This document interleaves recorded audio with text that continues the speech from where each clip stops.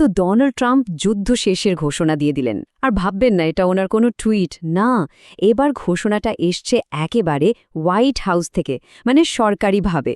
তো এর ফলে গোটা বিশ্বের জন্য, আর বিশেষ করে আমাদের মানে ভারতের জন্য এর মানেটা কি দাঁড়াচ্ছে, চলুন এই ব্যাপারটাই আজ একটু গভীরে গিয়ে বোঝার চেষ্টা করি। শুরুতেই ডোনাল্ড ট্রাম্পের এই কথাটা একবার ভাবুন। উনি প্রেস কনফারেন্সে সোজা সাপটা বলে দিলেন, ডিল হোক বা না হোক আমরা ইরান ছেড়ে চলে আসব। মানেটা কি? সোজা কথায় ইরানের সাথে কোনো চুক্তি হোক বা নাই হোক আমেরিকা পাত্তারি গোটাচ্ছে। এখন প্রশ্নটা হলো যে দেশটা এত ঢাকঢোল পিটিয়ে যুদ্ধ শুরু করল, তারা হঠাৎ করে এরকম কথা বলছে কেন? এর পেছনের আসল খেলাটা কি? চলুন সেটাই খুঁজে বের করি। তো আজকের এই পুরো বিষয়টাকে আমরা কয়েকটা ভাগে ভেঙে নিয়েছি। প্রথমে দেখব ট্রাম্পের ঘোষণাটা ঠিক কি বলছে, তারপর দেখব যুদ্ধের আসল ছবিটা কি, কেনই বা হঠাৎ করে যুদ্ধটা থামার কথা উঠছে, এর ফলে সারা পৃথিবীতে কি প্রভাব পড়বে, আর সবশেষে অবশ্যই ভারতের জন্য এতে ভালোটা কি হচ্ছে। প্রথমেই আসি ট্রাম্পের শান্তি ঘোষণার বিষয়ে। আর আগেই যেমনটা বলছিলাম, এই ঘোষণাটা এত গুরুত্বপূর্ণ কারণ এটা কোনো সাধারণ টুইট বা সোশ্যাল মিডিয়া পোস্ট না, এটা এসেছে হোয়াইট হাউস থেকে, মানে এটা আমেরিকার সরকারি পলিসি, একটা ফাইনাল কথা। তো ট্রাম্পের এই ঘোষণা থেকে মোটামুটি 4টে বড় পয়েন্ট বেরিয়ে আসছে। 1 নম্বর, উনি বলছেন যুদ্ধ আর মাত্র 2-3 সপ্তাহের ব্যাপার। 2, চুক্তি হোক আর নাই হোক আমেরিকান সেনা ইরান থেকে বেরিয়ে আসবে।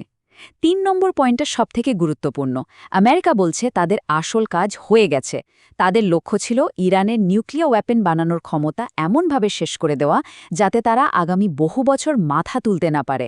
আর 4 নম্বর পয়েন্ট হলো উনি বলছেন যে মূল কাজ শেষ, এখন শুধু ফিনিশ আপ করা হচ্ছে।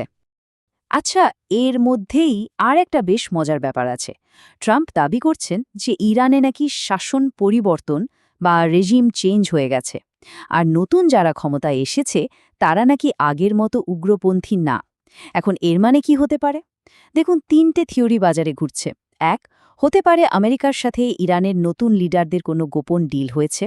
2, এমনও হতে পারে যে সিআইএ বা মোসাদের থেকে পাওয়া খবরের ভিত্তিতে আমেরিকা ভাবছে যে ইরানের ভেতরকার গণ্ডগোলের জন্যই সরকার নরম হতে বাধ্য হচ্ছে। আর 3 নম্বর সম্ভাবনা হলো এটা পুরোটাই একটা পলিটিক্যাল স্টেটমেন্ট, নিজেদের দেশের লোকানা শান্ত করার জন্য। আসল সত্যিটা কি সেটা তো সময়ই বলবে। কিন্তু কথা তো অনেক হলো, প্রশ্নটা হলো এই যে শান্তির ঘোষণা, এর সাথে মাঠের আসল পরিস্থিতির কি কোনো মিল আছে, নাকি মুখে শান্তির কথা বলা হচ্ছে আর বাস্তবে অন্য কিছুই ঘটছে? চলুন রিয়ালিটি চেক করা যাক। এই যে দেখুন, দুটোর মধ্যে আকাশ পাতাল তফাত। একদিকে আমেরিকা বলছে শান্তি আসছে, আর অন্যদিকে ইরানে ৩৩ দিন ধরে ইন্টারনেট বন্ধ। আমেরিকা বলছে মেশিন সফল, আর বাস্তবে প্রায় ৮২,০০০ বাড়িঘর ধ্বংস হয়ে গেছে। ঘোষণার কয়েক ঘণ্টার মধ্যেই কুয়েত কাতারে মিসাইল হামলা হচ্ছে। আমেরিকা বলছে তারা চলে যাচ্ছে, অথচ গত ২৪ ঘণ্টায় ৬৫ জন সন্দেহভাজন এজেন্টকে গ্রেফতার করা হয়েছে। তার মানে পরিষ্কার বোঝা যাচ্ছে, মুখে যাই বলা হোক না কেন, মাটির লড়াই কিন্তু থামেনি। তাহলে আসল প্রশ্নটা আবার ফিরে আসছে, যদি লড়াইটা এখনও চলছে তাহলে দুই দেশেই কেন যুদ্ধ থামানোর কথা বলছে? আসলে এর পেছনে দুই পক্ষেরই কিছু বাধ্যবাধকতা আছে, কিছু কারণ আছে। চলুন সেই কারণগুলো একটু ঘেঁটে দেখা যাক। প্রথমে যদি ইরানের দিকটা দেখি তাহলে দেখব ওদের অবস্থা বেশ সঙ্গীন। ওদের টপ লিডারশিপ প্রায় শেষ হয়ে গেছে, দেশকে কে চালাবে তাই নিয়ে একটা দিশেহারা অবস্থা। যাদের উপর ভরসা ছিল মানে চীন আর রাশিয়া, তারাও সরাসরি মিলিটারি সাপোর্ট দেয়নি। আর সবথেকে বড় সমস্যা, ওদের অস্ত্রশস্ত্রও প্রায় শেষের দিকে।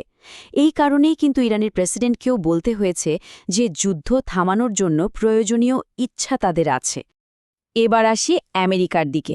ওদেরও যুদ্ধ থামানোর জন্য নিজস্ব কারণ আছে। প্রথমত, অর্থনীতিতে বড় ধাক্কা লেগেছে, স্টক মার্কেট 8% পড়ে গেছে, গ্যাসের দাম বেড়ে গেছে। দ্বিতীয়ত, যুদ্ধটা যত লম্বা হচ্ছে আন্তর্জাতিক স্তরে ওদের ভাবমূর্তি নষ্ট হচ্ছে। তৃতীয়ত, ওদের যে মূল লক্ষ্য ছিল মানে ইরানকে সামরিকভাবে দুর্বল করা, সেটা তো হয়েই গেছে। আর সবচেয়ে বড় কথা হলো আমেরিকা কোনো মতেই একটা গ্রাউন্ড ইনভেশন বা মাটিতে নেমে যুদ্ধ করার ঝুঁকি নিতে চায় না, কারণ তাতে যে পরিমাণ ক্ষতিগ্রস্ত আর পলিটিক্যাল প্রেশার আসবে সেটা ওরা সামলাতে পারবে না। তো দুই পক্ষই যুদ্ধ থামাতে চাইছে, কিন্তু এর প্রভাব তো শুধু আমেরিকা বা ইরানের মধ্যে সীমাবদ্ধ থাকবে না, তাই না? এর ঢেউ কিন্তু গোটা পৃথিবীতে ছড়িয়ে পড়বে। পুরনো অনেক জিওপলিটিক্যাল ইকুয়েশন বদলে যাবে। চলুন দেখি সেই প্রভাবগুলো কি হতে পারে। সবচেয়ে বড় এফেক্টটা পড়তে চলেছে ন্যাটোর উপরে। আমেরিকা পরিষ্কার বলে দিয়েছে তারা আর ন্যাটো দেশগুলোকে প্রোটেক্ট করবে না। ভাবুন একবার, এর মানে জার্মানি, ফ্রান্সের মতো দেশগুলোকে এখন নিজেদের সুরক্ষার জন্য ডিফেন্স বাজেট হু হু করে বাড়াতে হবে। আর এখানেই ভারতের জন্য একটা দারুণ সুযোগ তৈরি হচ্ছে। ডিফেন্স এক্সপোর্টের একটা বিশাল বড় বাজার খুলে যেতে পারে। আরেকটা বড় প্লেয়ার হলো ইসরায়েল। ওরা কিন্তু চাইছিল যুদ্ধটা চলুক, কারণ ইরান ওদের ১ নম্বর শত্রু। আমেরিকা সরে আসায় ইসরায়েল এখন কিছুটা একা হয়ে গেল। এর ফলে ওরা এখন ওদের অন্য শত্রু, যেমন তুরস্ক, পাকিস্তান বা হামাস, হিজবুল্লার মতো গ্রুপগুলোর ওপর আরও বেশি চাপ সৃষ্টি করবে। মানে মিডল ইস্টে টেনশন কমার বদলে অন্য এক ফ্রন্টে বেড়ে যাওয়ার চান্স তৈরি হলো। তো এত সব কিছুর মধ্যে ভারতের জন্য কি আছে? শুনতে হয়তো অবাক লাগবে, কিন্তু এই পরিস্থিতিটা ভারতের জন্য একটা সাপে বর হয়ে উঠতে পারে। কিভাবে? চলুন সেটাই এবার দেখা যাক। প্রথমেই আসি অর্থনীতির কথায়। যুদ্ধ থামার খবর আসতেই ভারতের শেয়ার মার্কেট লাফিয়ে উঠবে। বিদেশ থেকে প্রচুর ইনভেস্টমেন্ট আসতে শুরু হবে। এর ফলে আমাদের দেশের কোম্পানিগুলো আরও বড় হবে, নতুন চাকরি তৈরি হবে। মানে ওভারঅল ইকোনমিতে একটা জোয়ার আসবে। আরেকটা বিশাল বড় পরিবর্তন আসতে চলেছে আমাদের রান্নাঘরে। ব্যাপারটা একটু ভালো করে বুঝতে হবে। আমরা যে এলপিজি বা সিলিন্ডারের গ্যাস ব্যবহার করি, সেটা প্রায় পুরোটাই বাইরে থেকে আমদানি করতে হয়, আর সেটা আসে হরমুজ প্রণালী দিয়ে, যেখানে সবসময় একটা যুদ্ধের টেনশন থাকে। অন্যদিকে পিএনজি বা পাইপলাইনের গ্যাস, সেটার ৪০% আমাদের দেশেই তৈরি হয়, বাকিটাও বিভিন্ন জায়গা থেকে আসে। সাপ্লাই চেনটা অনেক বেশি স্টেবল, আর এটা এলপিজির থেকে অনেক বেশি সেফও। আর সবচেয়ে বড় সুবিধাটা কি জানেন? পিএনজি কিন্তু এলপিজির থেকে প্রায় ১০ থেকে ১৫% সস্তা। মানে সরাসরি সাধারণ মানুষের পকেটের টাকা বাঁচবে। আসলে এই যুদ্ধটা একটা ক্যাটালিস্ট বা অনুঘটকের কাজ করেছে, যে পিএনজি পাইপলাইন বসানোর কাজটা করতে হয়তো আমাদের আরও ১০ বছর লেগে যেত। এই যুদ্ধের ধাক্কায় সেই কাজটা এখন মাত্র ১ বছরের শেষ করার টার্গেট নেওয়া হয়েছে। ভাবুন, এটা আমাদের দেশের এনার্জি সিকিউরিটির জন্য কত বড় একটা ব্যাপার। আর এই সব কিছুর থেকে বড় লাভটা হয়েছে আমাদের মানসিকতায়।